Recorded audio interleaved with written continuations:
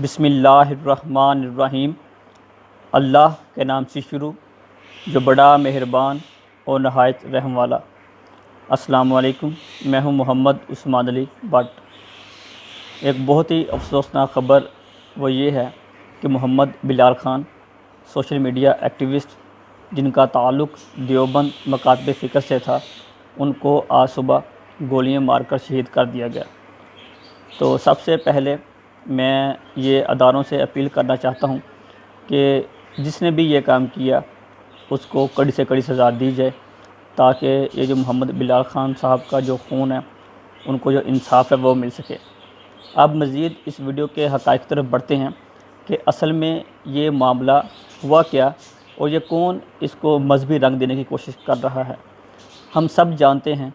کہ محمد بلال خان چونکہ ان کا تعلق دیوبند مکاتب فکر سے ہے اور یہ نموس صحابہ کے حوالے سے کافی زیادہ ایکٹیو رہے ہیں، تو اب یہ جو ہمارا لبرل طبقہ ہے وہ اس کو مذہبی رنگ دے کر یہ باور کرانا چاہتا ہے کہ ان کو شیعوں نے قتل کیا، کیونکہ یہ صحابہ کی جو شان آن کے لیے ہمیشہ بولتے رہے ہیں۔ اور ریسنٹلی اب یہ جو صحابہ کی گستاخی والا معاملہ ہوا ان میں بھی وہ آگے تھے، تو یہ بات جو ہے نا کہنے کی حد تک ٹھیک ہے، مگر جو ہی ہم ان کی تفصیلات کے درمیان جاتے ہیں تو وہ سب غلط ثابت ہوتی ہیں۔ ان کی ریسنٹلی ایک ویڈیو اپلوڈ ہوئی فوت ہونے سے کچھ ہی منٹ قبل کہ فرقہ وارانہ فسادت کا خاتمہ، تو اس سے ہمیں پتہ چلتا ہے کہ وہ اس طرح کے آدمی نہیں تھے کہ فرقہ واریت والی جو باتیں وہ کریں، مگر جہاں بھی ان کو غلط بات موصول ہوتی ان کو پتہ چلتا تو وہ لازمی اس کے اوپر لکھتے اور اپنی رائے کا اظہار کرتے۔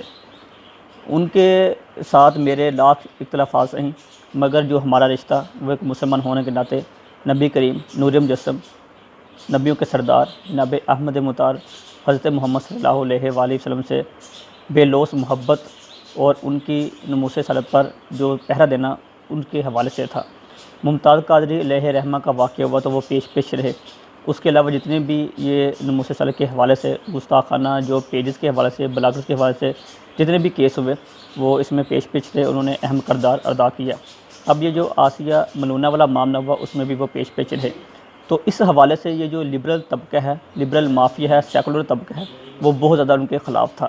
تو اس کا ہمیں پہلے بھی جو ہے نا شک تھا اور ہمارے پاس اس کے ایویڈنس بھی موجود تھے، مگر کبھی ہم نے اس کا اظہار نہیں کیا۔ پھر بھی کبھی وقتاً فوقتاً کبھی میری ٹویٹ سے، میری وال سے یا محمد بلال خان صاحب کی وال سے یہ جو لبرل اور سیکولر طبقہ ہے اس کو ہم ٹارگٹ کرتے رہے ہیں اور ان کا جو ہے نا پروپیگنڈا وہ بھی عوام کے سامنے پیش کرتے رہے ہیں۔ اب چونکہ ہمیں سب پتہ ہے کہ ریسنٹلی پی ٹی ایم والا معاملہ ہوا، پشتون تحفظ موومنٹ والا، تو کچھ لوگوں نے یہ باور کرنے کی کوشش کی سیکولر لبرل طبقے نے کہ محمد بلال خان یہ محب الوطن پیٹریاٹ نہیں ہے، یہ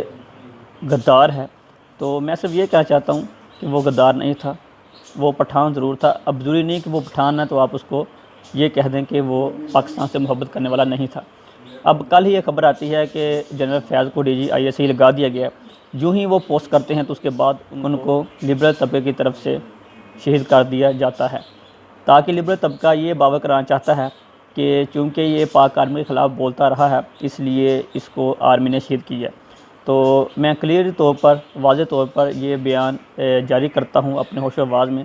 کہ محمد بلال خان ہمارا دوست تھا، ہم اس کو جانتے تھے وہ کس طرح کا تھا، کس طرح کا نہیں ہے۔ تو یہ لبرل اور سیکولر طبقے کی طرف سے ایک سازش ہے، تو میں یہ اپنے ادارے سے بھی کہتا ہوں کہ یہ آپ کے اوپر جو گند اچھالنے کی کوشش کر رہے ہیں آپ اس کو فوراً دبا دیں اور ان کے جو قاتلین ہیں ان کو لازمی سزا دی جائے۔ اور سب سے اہم بات یہ ہے کہ ابھی کچھ ہی دیر کے بعد، یعنی کہ کچھ دنوں کے بعد میری اور بلال خان کی اسلام آباد انٹرنیشنل اسلامک یونیورسٹی میں ملاقات بھی ہونے والی تھی۔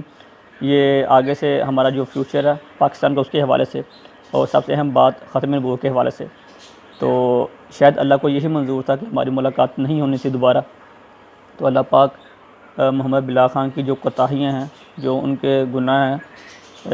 ان کو معاف فرمائیں اور جنت میں اعلیٰ مقام عطا فرمائیں۔ آمین یا رب العالمین۔